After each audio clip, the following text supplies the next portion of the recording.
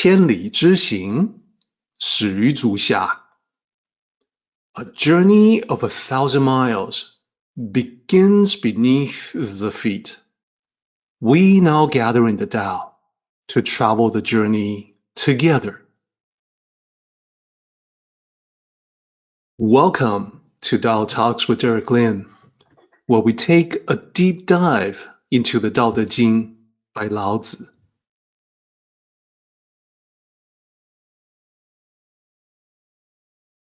I would like to extend a warm welcome to you. Thank you for joining us. I would like to invite you to center your thoughts and direct your attention to this moment in time, to the here and now, to be fully present and mindfully aware as we all ready ourselves for this sacred process in the Tao with one another.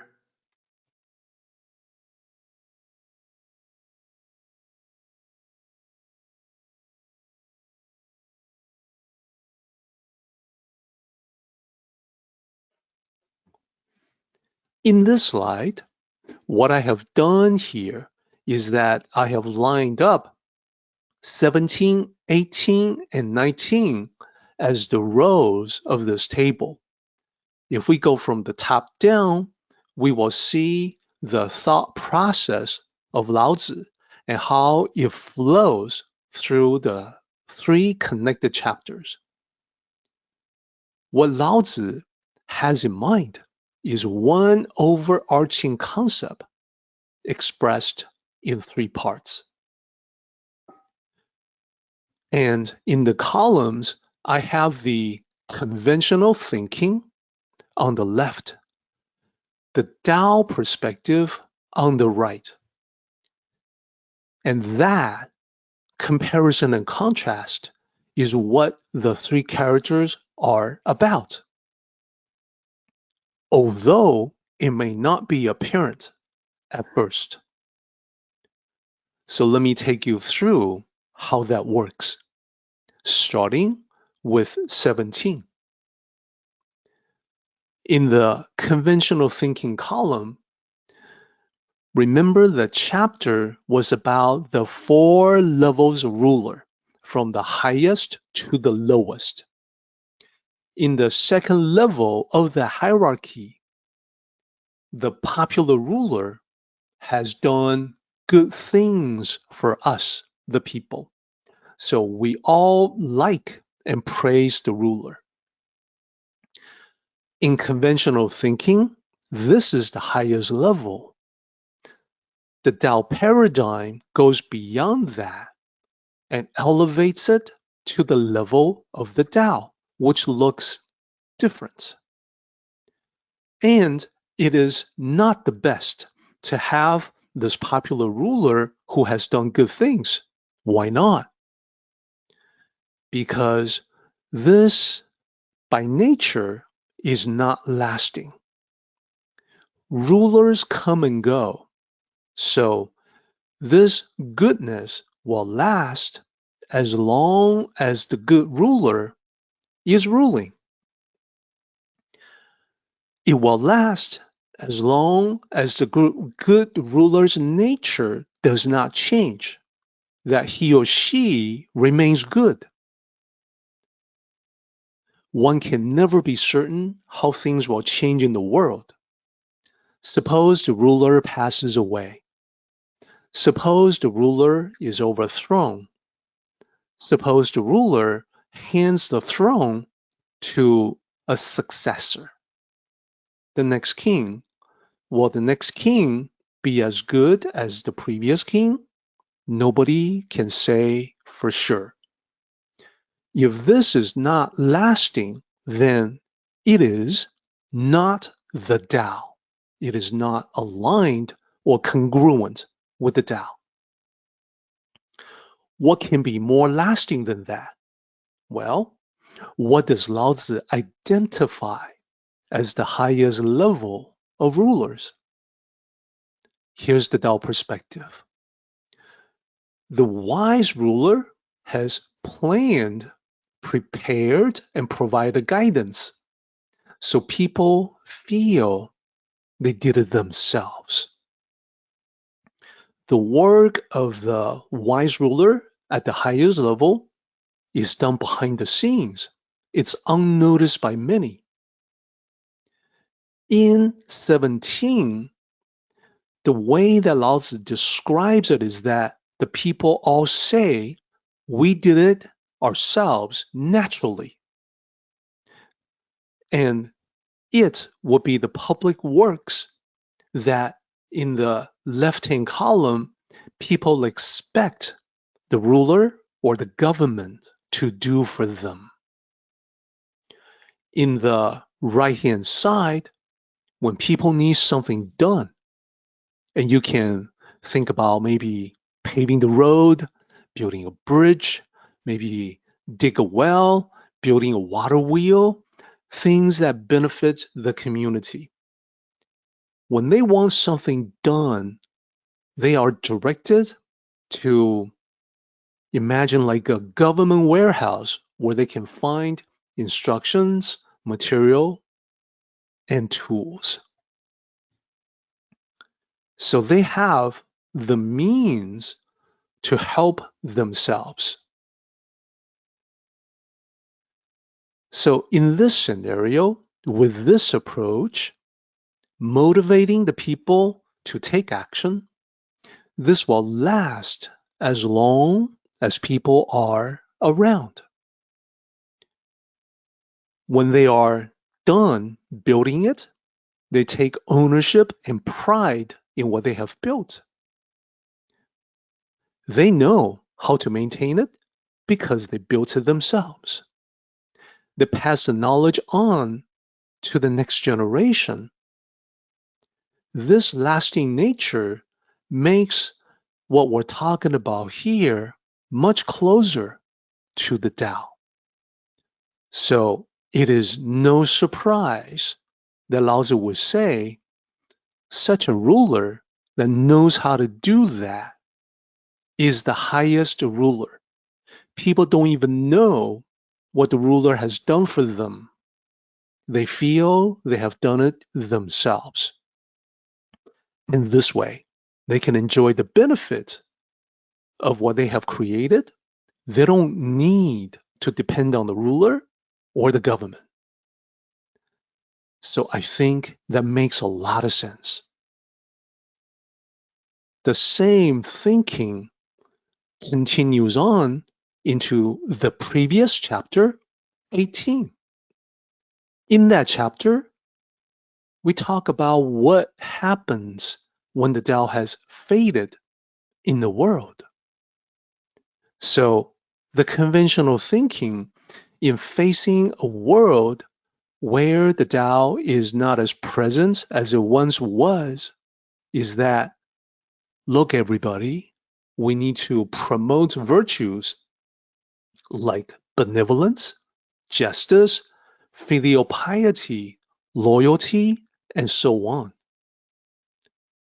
That is the conventional thinking, frequent reminders. So why is this in the left-hand column along with the popular ruler right above it? It is also because this is not an approach that lasts. From first-hand experience, we know reminders don't last very long. And that's why they need to be frequent. You get reminded, you follow what the reminder says. After a while, it starts to fade from your mind. Then you need another reminder. Also, as pointed out in previous slides, forced, contrite virtues, they don't come from the heart.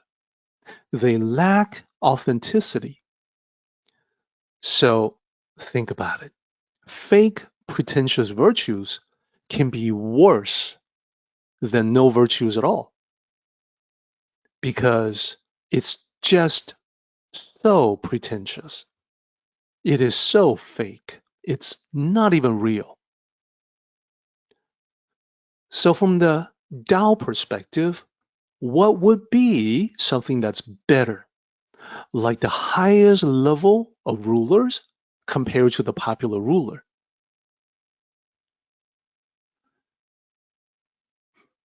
Things are better and the way they should be when the people have returned to the Tao, or when the Tao is present and paid attention to in the world.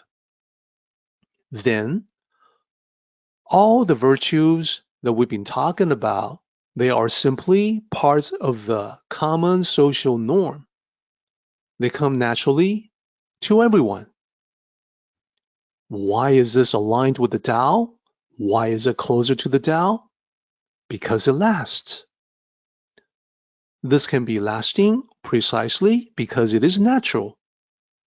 What we're saying is that being virtuous, like benevolent, kind, just, compassionate, loyal, and so on, being virtuous is simply the way people are. And no reminders are necessary. You don't need to set down rules for people to be good. They're naturally good. Now we get to 19, the current chapter.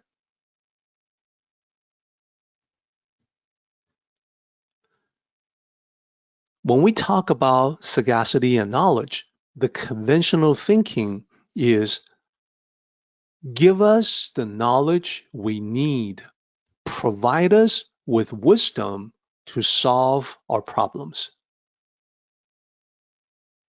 Now, from personal experience, I think you have seen this as well.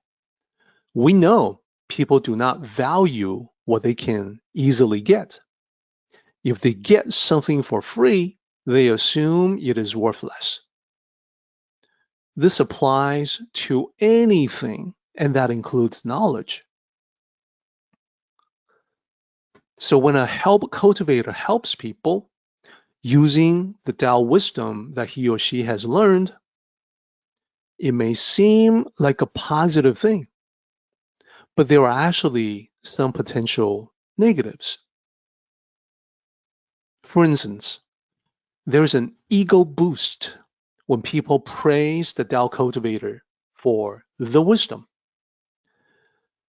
This is something that can compromise one's practice in humility and therefore can become an obstacle in cultivation. Even worse, the Tao cultivator may inadvertently create a dependency where the people come back with more and more problems. They've come to depend on the Tao cultivator, perhaps you, to solve their problems, to give them advice, to provide them with Tao wisdom. This can even include trivial problems that people should be able to solve for themselves. And this can get totally out of hand, taking up more and more of your time until it is overwhelming. You don't even have time to do your own stuff. And even worse, people may not take the recommended actions, the actions that you told them they should take, but they come back and they ask for help for the same problem, but they ask for help in different ways. How about if I do this? How about if I do that? Well, wait a minute. Did you do what I told you to do last time? No, but even worse, if the Tao cultivator or the Tao sage stops helping when there's always been help available before, people get mad because they started to take the help for granted. They feel entitled to the help. You can now see the connection between 19 to 18 to 17. This is a scenario that also cannot last. You as a Tao cultivator, we all have a finite amount of time. We have a finite amount of resources in this lifetime. One can only do so much for others in the limited time that we have in this world. What if you go away? What if you're gone? So again, same as the other rows of this column on the conventional thinking, this is not lasting. So Lao Tzu says that is the reason why we should put an end to sagacity and knowledge. So take a look at the Tao perspective so we can conclude this particular discussion. The way to do it, the way of the Tao, the better way is to teach people how to discover the answers for themselves. Guide them in developing their own wisdom. Think about what can happen when this is the approach. Think about how when people have to dig for hidden treasures of knowledge, it feels completely different.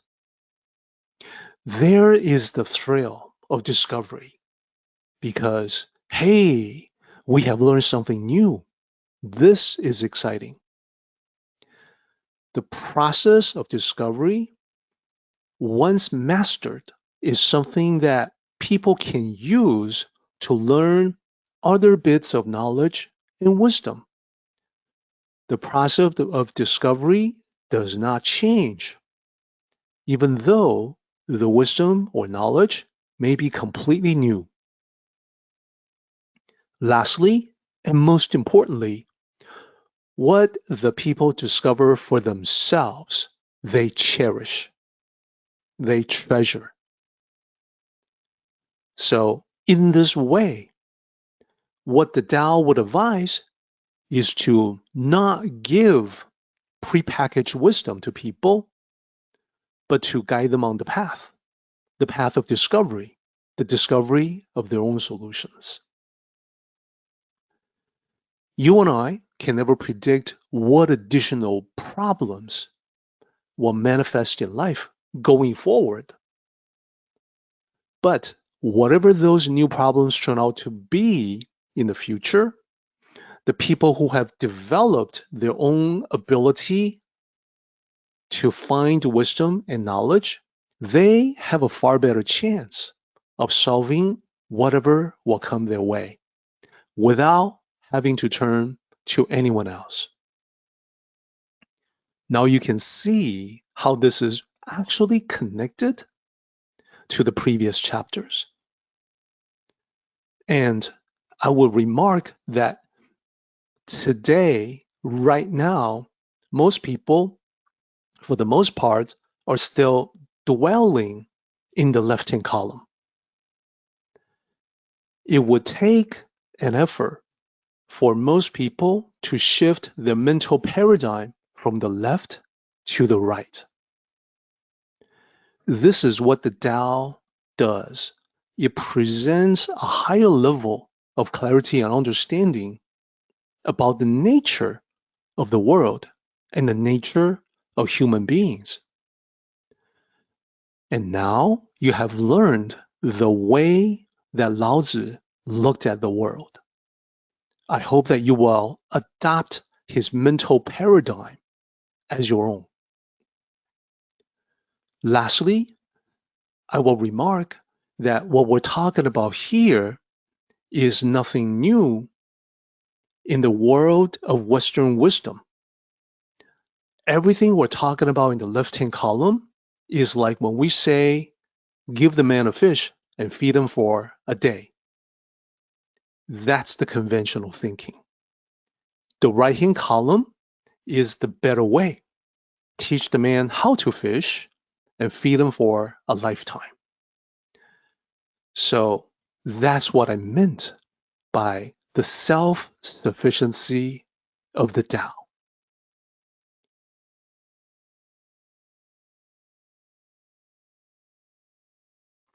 Our meeting has come to an end, but the journey continues on.